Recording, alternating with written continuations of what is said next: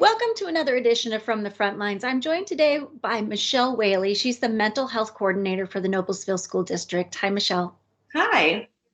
May is Mental Health Awareness Month, and I know that Noblesville Schools is doing some great things this month to make sure that your teachers and students and even parents know the resources that are available to them in order to stay mentally healthy. Tell me about them. Yeah, absolutely. Thank you so much. I think one of the things we're really looking at when we talk about mental health and Mental Health Awareness Month, whether we're talking about our day-to-day lives or what we've experienced with COVID over the past year and a half, is really normalizing that mental wellness and mental health is something we all need to talk about and experience. It's not a pathology. It's not something that we need to be down on ourselves about, because there are days when we're mentally well and there are days when we are not mentally well. And so really helping our kids and supporting our families in knowing that it's okay to know what makes us mentally healthy and well, and it's okay to seek support when it gets to be in a place where we can't handle it by ourselves anymore and we need support. So I know that a lot of schools, well, most schools have a school nurse, but your schools all have counselors. And tell us why that's important. sure, we actually have all of them. So we have school nurses in all of our buildings, and we also have school counselors and school social workers. Noblesville has really committed to this idea of inclusively wrapping around the needs of all parents and students and their mental health needs. So we're able to create these teams where our counselor is really our tier one intervention that works with all students, gets to know everyone. And then if we start seeing a student that maybe needs a little more, or a family that needs a little more, we have social workers who are all mental health professionals. They're licensed as mental health professionals. They may not be doing therapy per se in the school, but they're mental health professionals. And then our school nurses, who are often our experts at noticing when maybe something medical is actually something psychological going on in those connections. So we have that team that can really say to a family and to a student, we're here for you, wherever you're at, whatever you need, whether it's a little booster where just you need to learn some coping skills or learn about what's going on in your brain, or you need us to link you to services and provide ongoing intensive support. We can do it all for students. Let's talk about some of the signs that maybe your kiddo is struggling with a mental health issue. Like how do you recognize that as a parent? Yeah, sure. So I think step one is making sure kids know that it's okay to struggle sometimes, Yeah. and normalizing what can you do to feel better. So some kids, love, or some adults and kids love to work out or movement. So that might be something, I can tell you're feeling a little grumpy, let's go do something. Maybe they need to eat. Maybe they're not getting enough sleep. So I think some of those day-to-day things. But I think bigger than that, when you start seeing it might be becoming an issue, is when you see changes in behavior and you see changes that are concerning in behavior.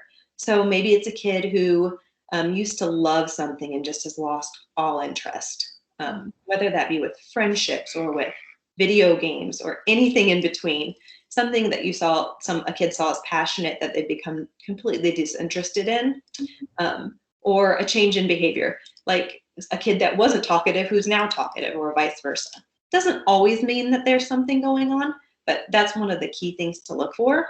And then I think expressing if you see something to your child. Sometimes it's hard to have those conversations, and the older a kid gets, the more likely they are to not want to have those conversations. But just simply saying, I have noticed this is going on. You may not want to talk to me about it, but I really want to talk to you about it because I'm a parent and I care about you. And we don't have to do that now, but just know we are going to do that.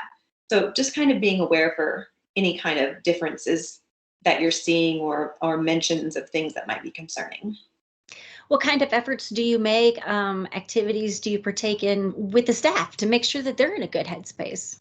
Yeah, absolutely. We try to always support our staff and our students at the same time. So this month particularly, but this whole year, definitely in particular, we've been trying to offer the little things we can do. We're missing senses of community in the way things were, where we could get together and share experiences. So we've done a lot of food trucks this year just to create some sense of, purpose and belonging.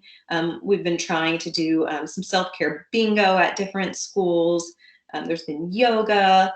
There's different opportunities. Food is always helpful. Even little things like allowing dress to be still professional, but maybe a little bit more with like jeans and things that are just more comfortable and easier to wash with the COVID protocols and things like that we've had in place. So also allowing them to know that it is sometimes okay to struggle. And here's some ways to kind of take care of yourself. Speaking of ways to take care of yourself, I know that you guys are going to be hosting a virtual panel for mental health awareness on May 19th. Tell me about that. How do I get registered, and what can I expect to learn at that? Yeah, absolutely. One thing we thought was important was to include the parents and community in Mental Health Awareness Month. And so myself, along with Kristen Boyce from Pathways to Healing, Abigail Schmuddy-Liao from Community Health Network, and Diana Huddleston from Aspire, along with one of our seniors at Noblesville Schools, well, soon to be seniors at Noblesville Schools, are going to be coming together to kind of create this opportunity for parents and community members, adults, to ask questions they have about mental health. We'll do a short presentation, very short, but we really want it to be an opportunity where people can ask those questions that, sure, maybe you can Google them, but then you're not sure if the source you're Googling has good information or not.